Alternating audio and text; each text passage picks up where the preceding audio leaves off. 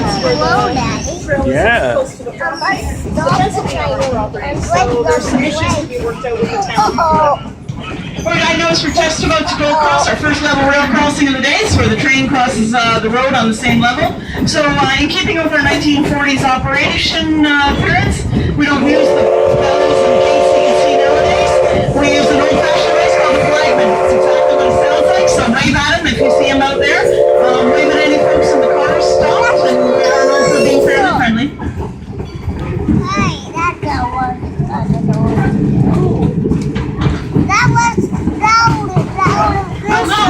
I know. Originally, this is the Hamilton and Northwest. It was built in the 1880s. I know. And from Hamilton in the south, up through calling, or not, sorry.